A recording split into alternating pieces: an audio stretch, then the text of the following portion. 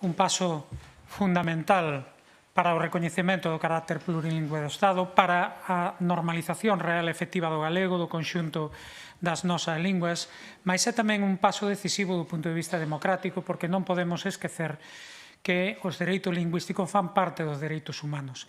E hoxe a realidade é que os falantes de galego non vemos recoñecidos na práctica o exercicio dos nosos dereitos lingüísticos e non podemos velo en canto as administracións públicas non actúen para que o uso da nosa lingua sexa exactamente igual que o do español.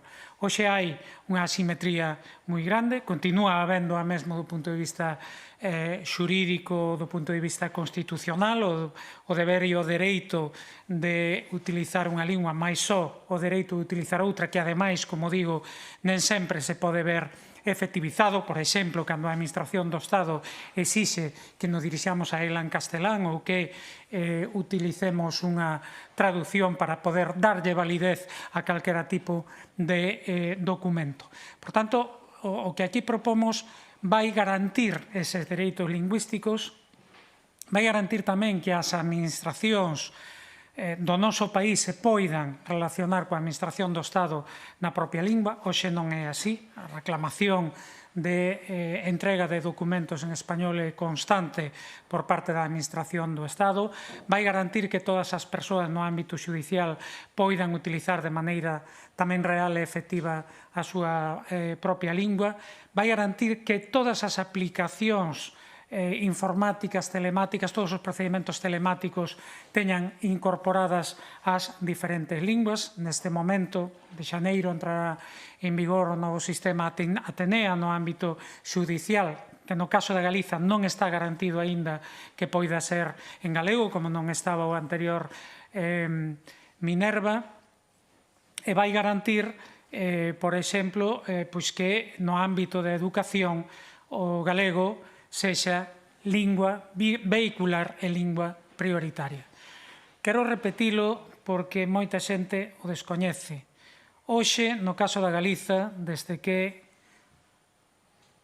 Núñez Feijóo chegou ao goberno da Xunta, e en concreto no ano 2010, por medio dun decreto está prohibido impartir aulas de física e química, de matemáticas ou de tecnoloxía en lingua galega. Isto é unha aberración do punto de vista democrático. É verdade que neste caso é competencia da comunidade autónoma, do goberno galego, mas non é menos certo que establecer criterios que ademais son concordantes co recollido na Carta Europea das Linguas, como que as nosas linguas sexan vehiculares no ámbito da docencia, sería un paso fundamental.